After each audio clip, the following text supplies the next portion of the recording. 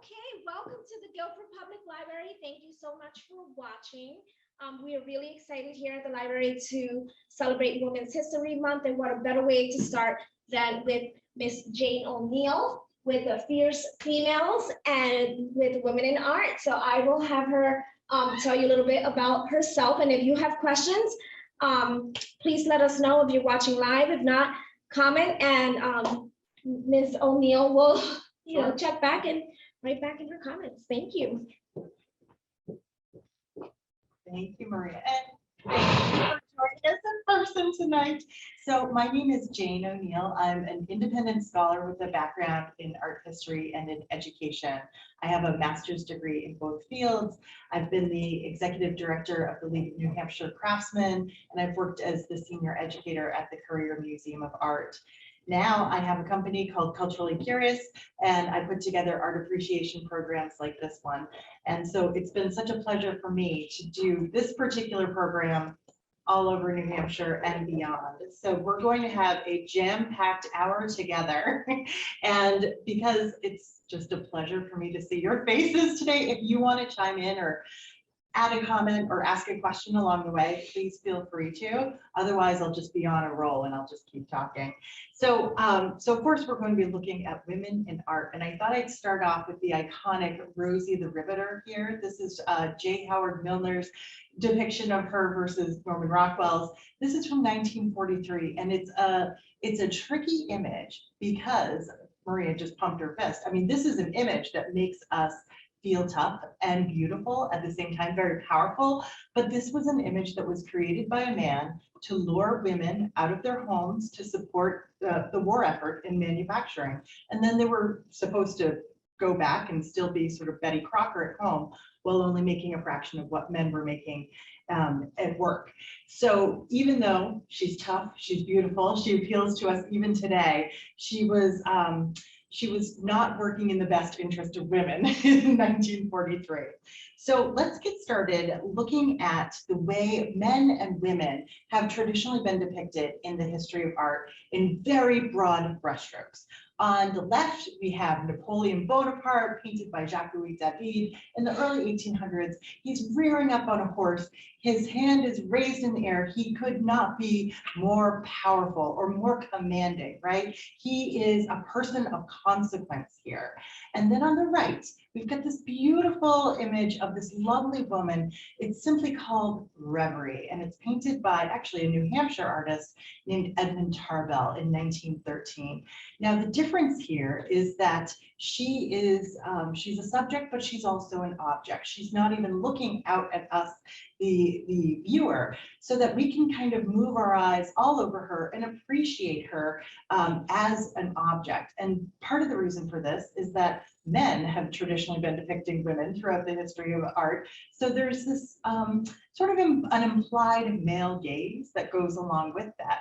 The assumption is that these works are created by men and for men. So women are rarely seen doing such wonderful, dashing, commanding things as we see Napoleon over here.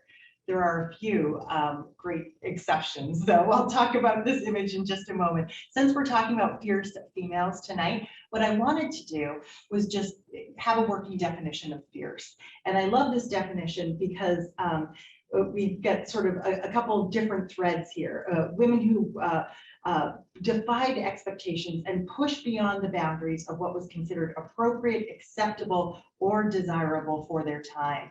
And the artist who painted this work, which is called Timoclea, Killing Her Rapist from 1659, is certainly a female artist who categorizes as fierce. In this case, she has chosen a heroine to depict, and she's chosen sort of this most consequential moment in this woman's life where she is throwing this man down a well. Look at how ungainly and awkward his pose is here. Look at how determined she is. Now, women are very rarely depicted this way in the history of art, and I think the fact that this was painted by a female artist who mysteriously died at the age of 27 probably contributes to it. Let me show you another fierce female here. This is a film still from an artist named Pippoletti Reist, and the film is called Ever is Overall. It's in a number of museum collections, and it was done in 1997. And even though I'm not showing you the entire film, you're getting really the big idea here. The film is of a woman in a sort of diaphanous blue gown with bright red shoes, walking down a city sidewalk, and all of a sudden she starts smashing car windows. And so this is anti-authoritarian, this is an expression of freedom, and this is certainly operating outside the bounds of what is considered feminine. Now, incidentally, the pop sensation Beyonce had a video just a few years ago for one of her songs where she started doing the same thing. And this was a very conscious quotation of the art film that very few people probably realized she was referencing. This probably just seemed like a bad breakup for Beyonce getting back at somebody. But Beyonce, as well as many other people working in arts and entertainment are very consciously cultivate this notion of fierceness as a part of their identity. And so she looks back at the history of art and frequently quotes it, as we see here. But tonight is not about Beyonce, unfortunately. It's about art history. So here is how we're going to spend this next hour together. I'm going to give you the briefest overview of women in the art, in the history of art, and then sort of wrap up with some of the barriers preventing them from participating. And then I'm just going to give you these snapshots of these various artists. And I've tried to give a good cross-section of media, whether it's painting, photography, print work, etc., and people from different parts of the globe, different time periods as well. Now, before I move on from the slide, I just wanted to acknowledge this gorgeous image that is up here. Maybe you've seen it before. If you've ever been down to the Metropolitan Museum of Art, it's a little hard to miss.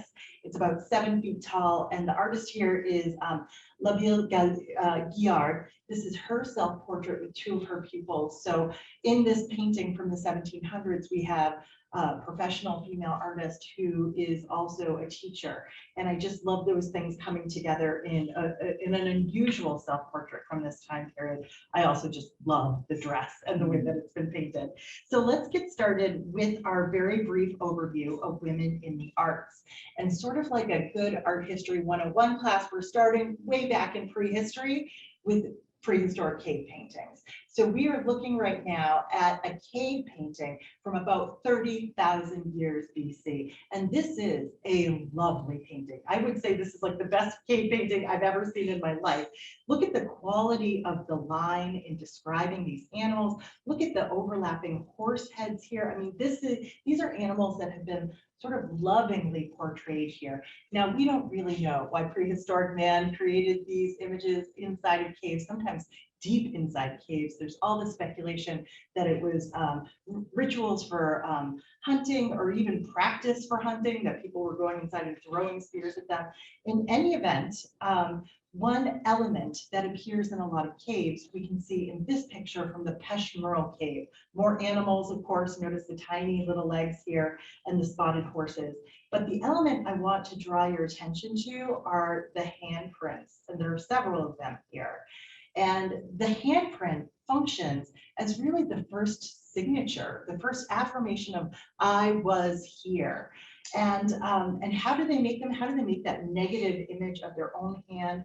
Well, I remember in my art history 101 textbook, they had a modern artist complete with his artist beret showing that prehistoric man would have chewed up pigments and then put their hand on the wall and sort of spit the pigments that have been mixed with their saliva in order to create that image. Now, there are handprints like this in caves all over the globe. Prehistoric man did this again and again and again, but it was only about 10 years or so ago that archaeologists went and measured those hands and determined that about 3/4 of all the handprints in all prehistoric caves are women's hands. So we talk about prehistoric man making these images. Were they for hunting? Were they for whatever? Well, it was really the women who were in there doing that. And women sort of serve as the foundation for the rest of everything else that's artistically created in the history of humanity, which is pretty incredible. This is incidentally a picture from Argentina. This is the Cave of Hands. All right, so we're fast forwarding to ancient Greece. We're looking at 2 depictions of ancient Greek vase painting.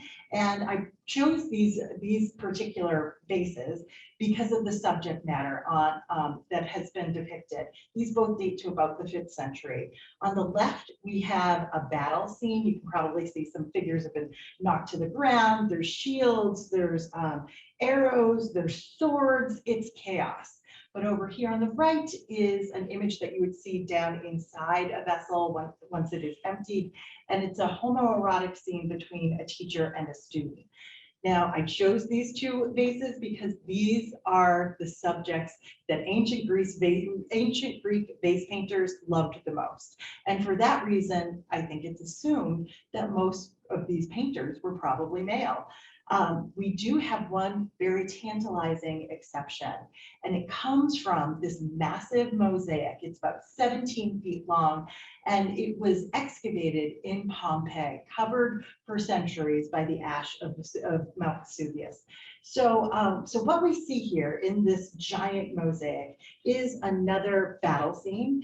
And in this scene, we see Alexander the Great versus Darius III. And we see all of the chaos of these horses and spears. We'll zoom in here. Look at the detail of Alexander the Great. I mean, we see all of the armor that he's wearing, the intensity of his expression, the interest in the anatomy of the horse here. This is really breathtaking. But we know that this is not an original image. It was copied from an ancient Greek vase, and all we know about its maker was that her name was Helen of Egypt. We don't know anything else about her, but it's pretty incredible to think that this monumental work from antiquity came from a woman's mind, from a woman's hand. So fast forwarding another 1,000, 1,500 years into the future, we're now in the Middle Ages. We're going to look at a few depictions that are in illuminated manuscripts. And so many of these manuscripts include these wonderful sort of fanciful details in the margins. And sometimes the artists even include themselves doing the work that they're doing in order to create an illuminated manuscript. And we see that in both of the examples here. Now, there's this incredible exception in terms of these kind of self-portraits that exist in illuminated manuscripts, where we don't see a monk, we see a nun.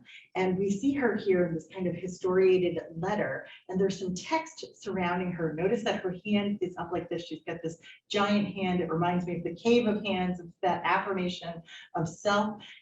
This was painted in 1290, and the text around her says, Gouda, a sinner, wrote and painted this book. So this is one of the very first signed self-portraits in all of Western art. Signed self-portraits by a woman, I should say. So we had to wait until almost the year 1300 for that. Now, once again, there's tantalizing evidence that there's a lot of other women out there who were doing work like this. This is the jawbone of a nun. Her body was excavated in Germany. And notice here that there's this little blue stone here. That blue stone is lapis lazuli. It was imported from Afghanistan, 3,000 to 4,000 miles. It was the most precious stone available. It was more valuable than gold 900 years ago. And the reason we know that this nun was an artist is because other artists have been, their bodies, their bones have been discovered, and they have that blue stone in their mouth. Why? Because they would grind it up for pigment. It created this beautiful cobalt blue. But then they would sometimes lick their brushes while they were working, so those pigments would get into their mouths, into their gums, and then we find them almost 1,000 years later. So the fact that this nun had this pigment in her mouth meant that she was probably one of the best artists of the day because she had the best materials. Now, moving forward again into the modern era, now we're in the United States and it's the 19th century. I want to introduce you to the sculptor Artemisia Lewis. She was born in 1840 as a free Black woman in the United States. Now, she had some training and some talent, and she began producing sculptural busts like the one that you see over here on the right. This is of John Brown. And she saved her money and eventually paid her way to go to Rome, where she could get the very best training for any sculptor of the day. Now, in the year 1876, there was a huge centennial exhibition in Philadelphia, and Edmonia Lewis wanted to submit a work for that exhibition. And so she brought over from Europe this massive sculpture. It weighs over 3,000 pounds, and it's called The Death of Cleopatra. So we've got sort of an African subject here, right? And this was considered so ghastly, so abhorrent, so reprehensible, because Cleopatra is not posed here. I mean, she's kind of exposed and she's in the throes of death. But it created a sensation. People were talking about it. They couldn't stop looking at it. So it became very quickly the most sort of talked about image from that entire exhibition. But remarkably, and I think that this says a lot about the way women's artwork is valued. Remarkably, it was lost almost immediately. A 3,000-pound sculpture went missing. And over the years, they found it at a horse racing track. It actually marked a horse's grave for a while. It was in a Chicago saloon. And then about 20 years ago, they found it in a salvage yard. Now it's in the Smithsonian. So that says a lot about how we think about the contributions of women. Now we fast forward to the 1970s, and I have a portrait here of a woman named Linda Nochlin. She was a leading feminist art historian, and this portrait here is painted by the artist Alice Neal. Linda Nochlin wrote a seminal essay called "Why Are There No Great Women Artists?" And there were a couple of ideas that she hit on. One of them was the barriers to training. This is a picture that's at the Metropolitan Museum called The American School. It's from the 1700s. The best and most promising young artists from America would actually travel to Europe and study in London with an artist named Benjamin West. Notice, of course, there are no women there. So for centuries, we have this idea of like, you need formal training, but women can't do it. And that goes right through the 19th century, even into the 20th century for some, this notion that part of an artist's training was studying anatomy, and that required using nude models. And that would be considered completely inappropriate for a woman of good standing. So here's a photograph from the École des Beaux-Arts, the preeminent art school in Paris. And once again, it's all male students. So we'll wrap up our very brief history with this poster from the Guerrilla Girls. They're an anonymous collective of artists and art historians who put together posters like this, and they even hold events where they actually come out in gorilla masks and throw bananas at people, but they talk about issues of sexism and racism in the art world. So here they ask the question, do you have to be naked to get into the Metropolitan Museum? Pointing out the fact that, you know, we have this tradition of women being the subjects, but not the makers. And that's sort of how we started tonight too. So let's turn our attention, now that we have this very brief history in our head, to some fierce females. Now, there's a lot to say about all of these artists, but I'm just going to try and hit the nail on the head with what makes them fierce. So we're going to move through artists chronologically. We're starting in the 1600s with Artemisia Gentileschi, an Italian artist. Now, this self-portrait that we see here from 1639 is a flex. She is showing off here because it's her self-portrait as the allegory of painting. And according to art history, allegories, allegorical figures, could only be women. So if you wanted to paint the allegory of War and Peace, it would be two nude women. Here, she is the very essence, the very embodiment of painting, and no male artist could ever present himself that way. There are little things like her tousled black hair, the fact that she's wearing this necklace with a mask on it, that would have communicated to contemporary audiences that she's this allegory. So how does this woman get the training to be an artist? Why do we know her today? Well, it was the family business. She had a father who was a master artist who had his own apprentices, so she learned in his studio. Incidentally, while she was a part of his studio as a student, she was actually raped by another one of the students, and it was a long, horrible rape trial where she testified against her rapist and was actually submitted to torture, to thumb screws, to prove that she was being honest. Now, I mean, this is a person who works with her hands. Being submitted to that kind of torture is just unimaginable. Anyways, so we're looking at two images here of the same subject.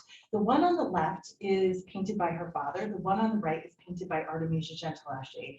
Now, the subject here is Susanna and the Elders. It's a biblical story which artists have used over the years as an opportunity to paint a female nude. But the story here, to boil it down to its essence, is basically Susanna was bathing, and these two older lecherous men essentially threaten her and say if she doesn't do as they wish, they're going to ruin her reputation.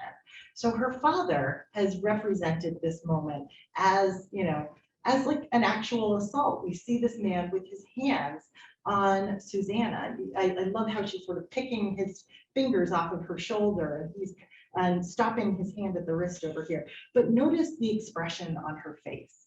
Perhaps she's looking up towards heaven, but perhaps she's just kind of annoyed by what's happening here. Artemisia Gentileschi, as a very young woman, paints this alternative take on the same story, where the men have not yet laid a hand on her, but they're threatening her, and her body is twisting away. She's trying to get away, and look at the grimace on her face too. So Artemisia Gentileschi then goes on to paint almost nothing but heroic women doing very violent things. So prepare yourself for this next image. This is a depiction of the biblical story of Judith and Holofernes.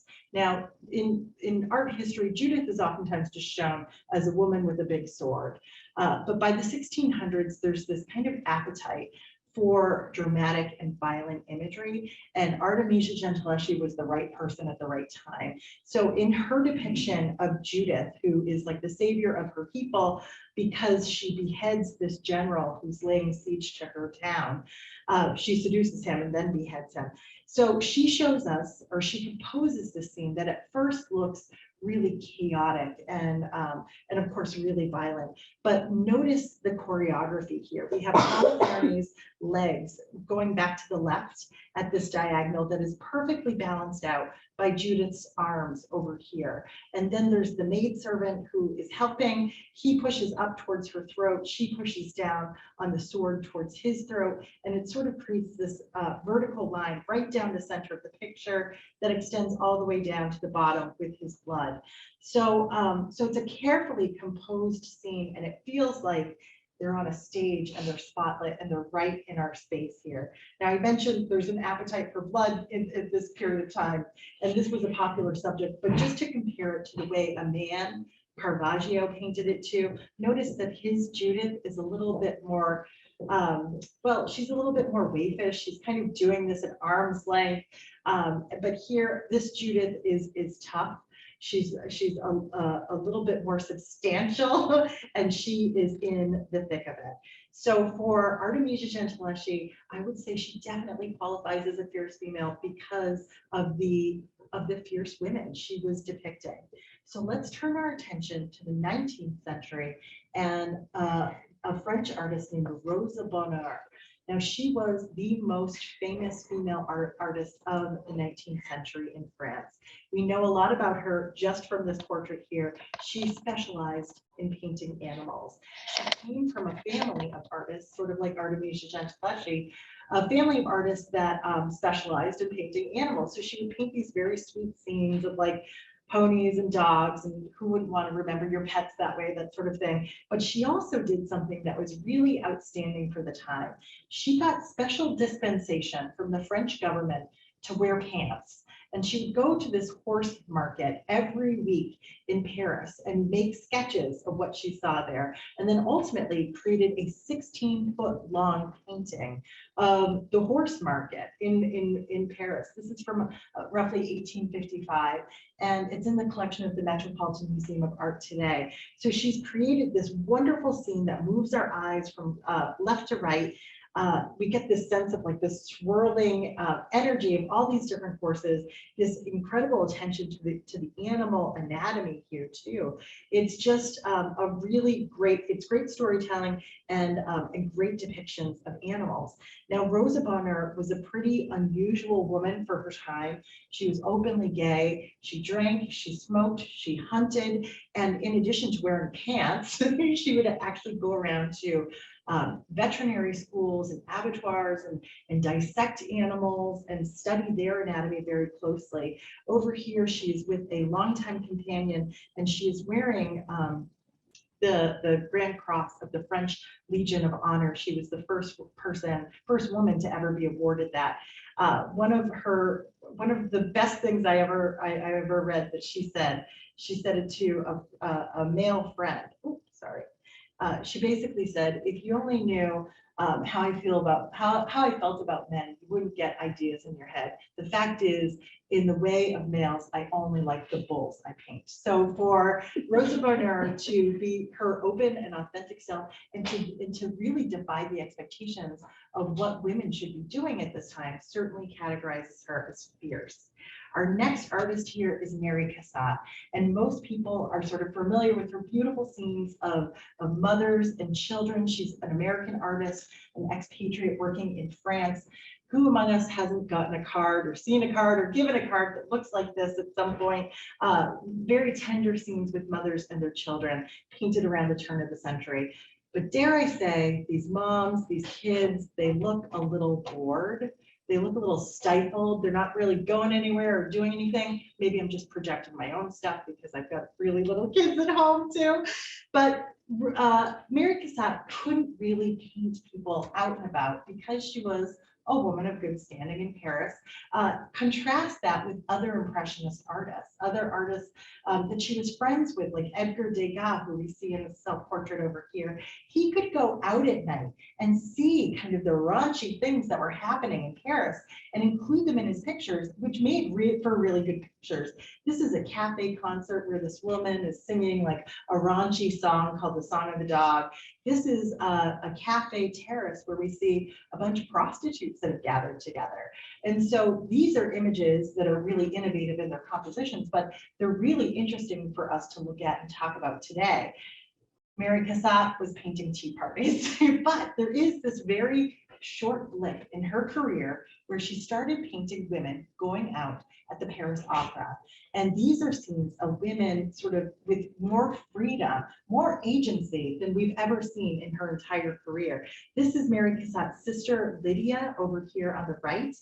Notice she's smiling. This is very different from those mother-daughter scenes. She is sitting in one of these opera booths. This is a photograph of the inside of the Paris Opera from the stage. So there's floor seating and there is multiple stories of these opera boxes in this kind of U shape. If you've never been to the Paris Opera, put it on your bucket list now. So in this scene, her sister, Lydia Cassatt, is sitting in front of a mirror. It's a little bit misleading because she's wearing a pearl necklace in the picture, but not in the reflection. But she's looking out and smiling at other people who are also all dressed up and out and about at the theater. So Mary Cassatt paints a number of women who are out and about doing the same sort of thing at the theater, and she gives them agency by giving them these opera glasses. These women are not just looking at the shows, they are looking at other people. So if you remember how we started tonight, this idea of the male gaze, the idea of turning women from subjects into objects, well, now Mary Cassatt is giving these women the chance to look at anybody and turn them from a subject into an object. I particularly love the woman on the right in black who looks like a serious, like not a frivolous person at all. This is a great painting that's at the MFA in Boston. Mary Cassatt touches on this dynamic between men and women here, because this woman leans on this little balcony here. And if we follow it all the way to the back, there's a man who is looking out at her with his opera glasses. She is most certainly looking at other people and not the stage. Now, just to give you a sense in terms of how different this is from the way men at the same time were showing women at the opera, the artist Renoir, the Impressionist artist Renoir from just a few years earlier, gives us this gorgeous girl who is all dressed up, pearls, gold, diamonds, flowers, but she's like a China doll. She's just ornamentation. She has no agency. She's got the binoculars there, but she's not doing anything with it. And take a look at her date. He is fully engaged in just checking other people out. At least Mary Cassatt can give us a woman who is enjoying herself in the same way. And for that, she definitely qualifies as a fierce female. So we're going to turn our attention to the 20th century now. We're taking a look at Georgia O'Keeffe, who is, of course, best known for her monumental flower paintings and for her work in abstraction. These are two really early examples of her painting and drawings. These are from the 19 teens, where we see that early interest in florals and an early interest in these kind of abstract biomorphic shapes. And this all leads us to her well-known, these kind of beloved images of these massive flowers. She makes you feel like you're almost in them. This is the red canna from 1924. And I mean, you just move your eye through every ripple, every fold. You begin to appreciate all the subtle use of color with, there's oranges and lavenders in here. You feel like you're inside these flowers. In fact, a contemporary critic once said, these flower paintings make you feel like you're a butterfly resting on a single petal and you're enjoying it this way. So in painting flowers, in choosing flowers as subject matter, Georgia O'Keeffe was kind of falling in line with a very feminine subject that has been largely relegated to women for centuries. This is a painting from the 1700s, absolutely stunning work by an artist named Rachel Royce. But she's really kind of fitting the mold in terms of what's appropriate for a woman. But we all know she kind of pushes past this too. She adds another layer of abstraction, of modernism to these works. And then these flower paintings, this one's called Gray Line, Black, Blue, and Yellow. These flower paintings tend to make people blush, because I think everybody has heard at some point or another that they're not flowers, but in fact, they're female anatomy. And Georgia O'Keeffe actually denied this. For 6 decades, she denied this. But the man that she would eventually marry, Alfred Stieglitz, was the person who put that idea out there. And I think it's gotten into all of our brains. So by the 1970s, you've got all these feminist art historians who are trying to sort of better understand these works and sort of place them into some better context. And so they're able to sort of say, okay, Georgia said they're not about female anatomy, but they are a statement of female power, because they are so outside of the boundaries in terms of the way flowers have ever been painted. And she would use this same format to paint things like skulls and bones when she went out to the desert too. So for that reason, I would say I would definitely categorize Georgia O'Keeffe as a fierce female, but perhaps there is none fiercer than this next woman I'm going to introduce you to. This is Lee Miller. She was a war correspondent with the US Army in the European theater during World War II. And she was a lovely woman. She actually got her start as a model in New York City. She was discovered, sort of handpicked by Condé Nast walking down the street one day. And this put her in the same social circles as a lot of modernist artists, modernist photographers. And she ultimately left this good gig of being a model, and she went to Paris and began to make art with the surrealist artist Man Ray. This is one of her photographs. This is one of Man Ray's sculptures over here, where he uses Lee Miller's eye as part of the assemblage here. Now, what she's doing over here isn't particularly innovative. There were a lot of modernist photographers who were using the female anatomy and abstracting it in different ways. But I will say hers is, it's good, and it's not sexualized as many of the men would sort of experiment with as they were looking at women's bodies as subjects. So then the war breaks out, and she could have very easily went home. She could have been safe and sound, but she decided it was really important for her to tell the stories and share the images of what she was seeing in Europe during the war. And she would write up essays, send it back to Vogue. Vogue was publishing sometimes very bloody images of what was happening. This is a nurse that she photographed just a few days after D-Day. She was just down from the beaches of Normandy. She treated thousands of soldiers. And here she's looking sort of tired and very heroic. These are French children celebrating after the liberation of France. And we see like how joyful and playful they are. You almost forget that this is a wartime image. You also see images of dead SS guards in canals. You see bombed out churches. And Lee Miller actually got special permission to visit 2 concentration camps. This is a Dachau, I believe, in 1945, where you can see just the inhumanity in terms of how these men are being treated and the inhumane conditions that they're living in. I mean, most of them look like they're close to death here. It's a terrifying image. From there, she actually went with her photography partner to Munich and gained access to one of Hitler's apartments. This is Lee Miller sitting in Hitler's bathtub, taking a bath. The boots right here still have the dirt of the concentration camps on them. So this is very much a constructed image. It's part of a collaboration. She's not behind the lens, of course, in this case, but I'm guessing that Hitler probably didn't have a photograph of himself right there on the edge of his tub. So they probably took things through the apartment to create this image. But I always think that that hose behind her head sort of seems like a nuisance. This was photographed just, I think, days, if not maybe a few weeks before Hitler's death. So certainly for her bravery, for staying in the midst of the war, for her dedication to documenting it, Lee Miller was a fierce female. Now, another artist who is almost exactly her contemporary is the Mexican artist Frida Kahlo, who's kind of become a worldwide sensation in the past few decades. We see her in the photograph here, lying down in bed, painting a picture. And if you're familiar with her biography, you might remember that she was in a horrible bus and trolley accident when she was 18 years old. And as a result of that accident, she broke her collarbone, her spine, I believe several ribs, her pelvis, and essentially shattered her leg. It was broken in like 11 different places. In addition to that, she was impaled by the handrail from the trolley right through her abdomen. So the idea that she even survived this is pretty miraculous, but she spent the rest of her very short life, she didn't even live to 50.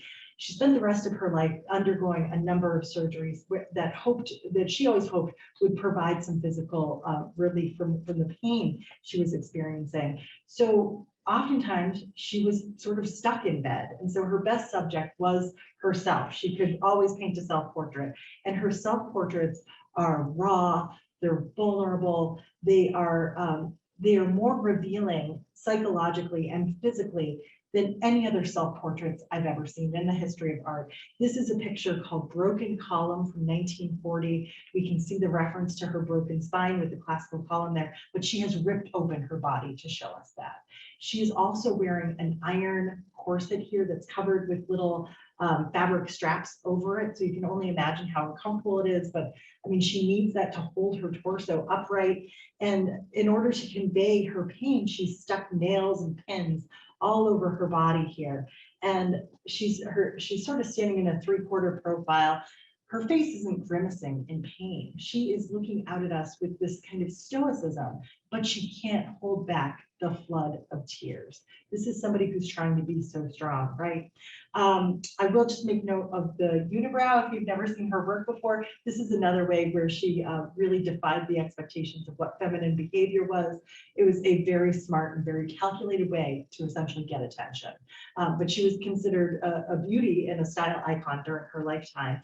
Notice how her body sort of echoes this barren landscape. We see that in this next picture too, called The Tree of Hope Remains Strong. This was painted in 1946, where she, like in so many of her pictures, sort of touches on the dualities of her personality, of her existence. On the right, we see this kind of traditional Mexican woman version of herself, who is wearing a back brace and holding a back brace and a little flag that has the title of the picture on it. But that's contrasted with the woman, also her, whose hair is undone, who is anonymous, who's partially nude, and we can see the incisions on her back, the bloody incisions from her most recent surgery. Now, she was very hopeful about that surgery. She was hopeful that it would provide some relief, and unfortunately, it didn't. So as a result, she painted this very unusual picture called Wounded Deer in 1946. Another way that she sort of went against expectations of feminine behavior. She would oftentimes dress in men's clothes. And in this case, she's wearing, or she has the antlers of a male deer, but we notice that she's been pierced by all of these different arrows. Speaking again to that physical pain, she's found a new way to convey that. She's in this kind of terrifying forest here, but she looks out at us with this kind of this peace, maybe a resignation, maybe an acceptance in terms of what has happened to her. Believe it or not, she actually gave this painting to some friends as a wedding present. It would be hard to imagine living with it. So we'll wrap up on Frida Kahlo with just this last painting here, one of my favorites of hers, called The Dream of the Bed from 1940. We see her in her very own canopy bed that she had in real life, and she's fast asleep. She's kind of turned to the side, her head propped up on two pillows, and there are these green vines growing up from her feet, and they are leafing out around her torso, her shoulder, her head. And to me, that's not death. That's regeneration. That is renewal. That is hope. But on top of her bed is this giant skeleton who's lying in the exact same position, sort of smiling out at us, holding a bouquet of flowers, and his body has been wired with dynamite. And this bed of theirs is just seemingly flying through the clouds. It's a very surrealist image. Now, believe it or not, Frida Kahlo actually slept with that skeleton on top of her bed for a number of years.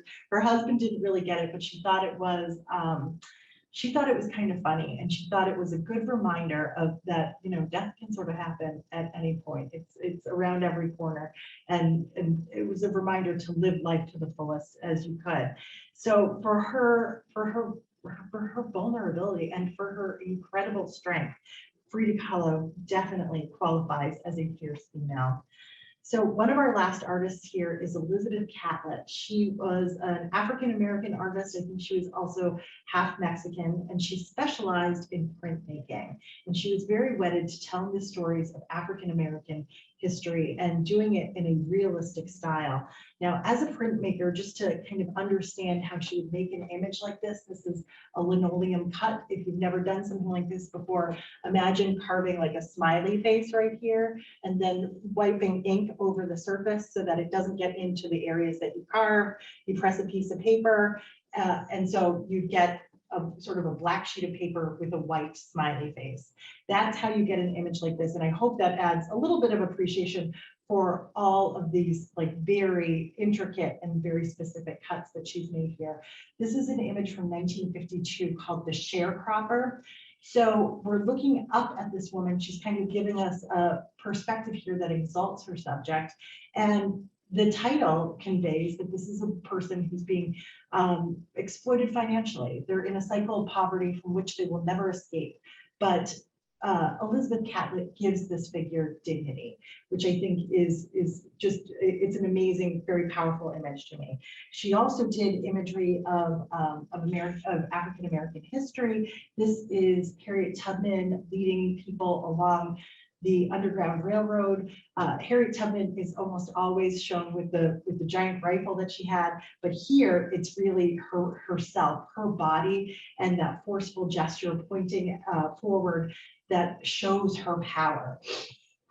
And then the last two prints by Elizabeth Catlett that I wanted to share with you are images that essentially reference racial violence. This is a picture from 1946 on the left and from 1950 on the right. On the left, we have a Black man who has been lynched and cut down from the tree, and we see people standing on the rope at the top of the picture. It's called A Special Fear for My Loved Ones. It's a very powerful image. On the right, we have a young Black boy who is being sort of menaced by a skeletal KKK figure who has his own noose, and then there's a burning cross in the background. He's sort of being restrained, held back by William Patterson, who was a member of the Communist Party and the National Executive Secretary of the Civil Rights Congress, which is the CRC here. So she's really speaking to some of the hardest, most poignant truths of the experiences of African Americans in the United States. And obviously these conversations are still difficult for people to have today. And she was conveying those truths in a very powerful way, 70 years ago. So we'll finish up with Elizabeth Catlett with this sculpture that she created. She also produced a lot of works in sculpture.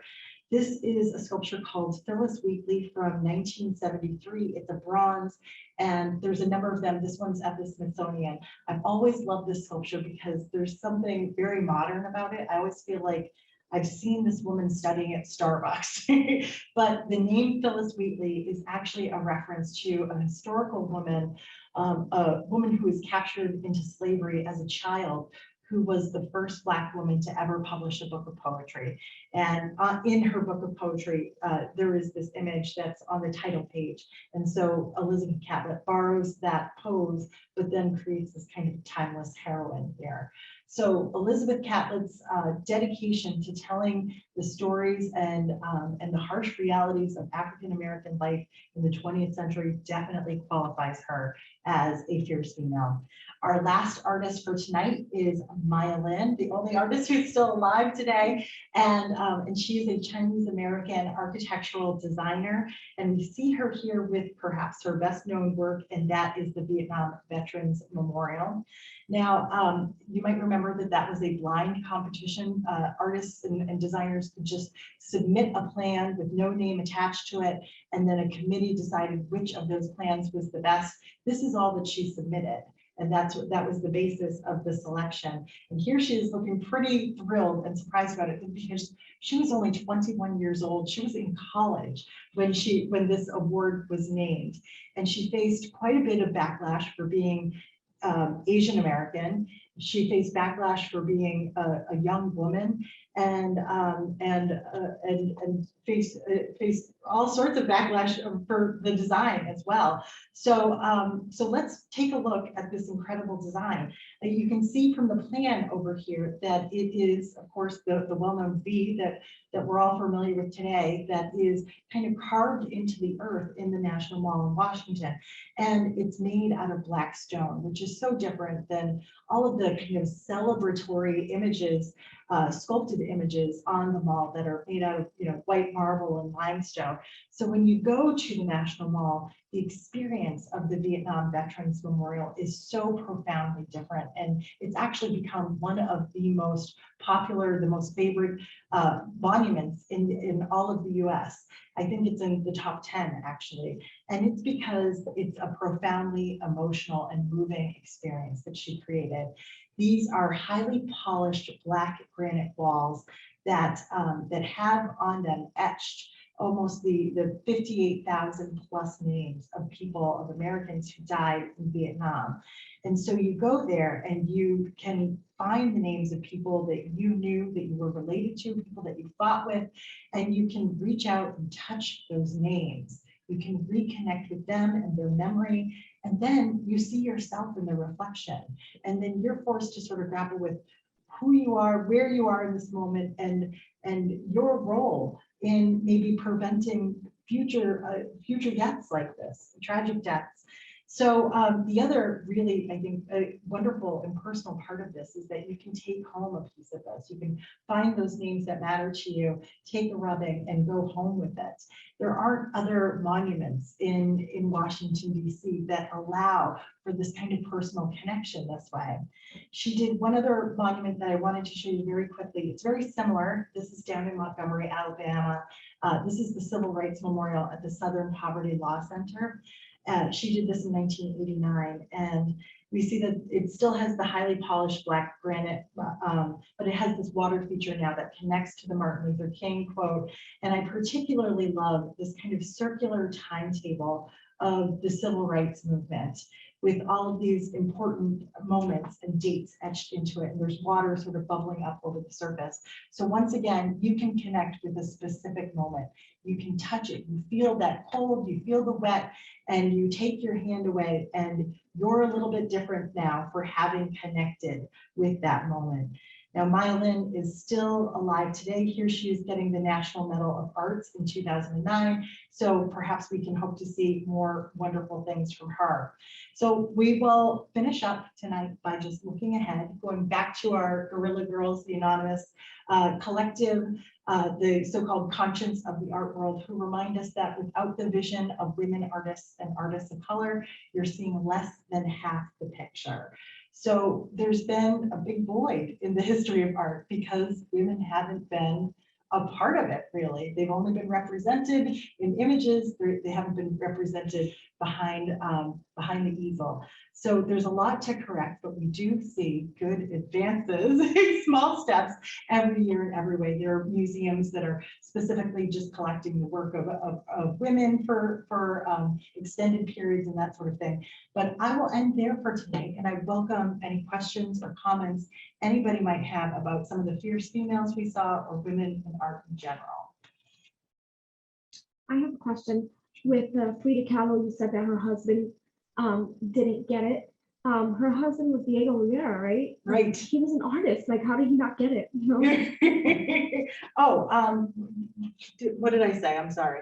With this, that she had a skeleton. Yeah, okay. Like, her husband didn't get it. So she was married to an internationally renowned a muralist named Diego Rivera, who was he just didn't he didn't really get the joke of putting a skeleton over your bed. He probably just thought it was a little morbid. I think that might have been it. Dynamite probably need help either. I don't think my husband would like that sort of thing either. I just find it odd as an artist that he didn't get it. I know. They had a very interesting, very complicated relationship. Very love-hate. Right, exactly. So that might have just been a bad day that you mentioned that.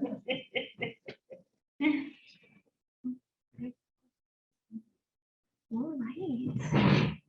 Well, thank you so very much. At this time, I'm going to end the presentation. Thank you so much. Please remember to tune in for any of our virtual programs. Please visit our website for our calendar of events, and you have a wonderful evening. Thank you.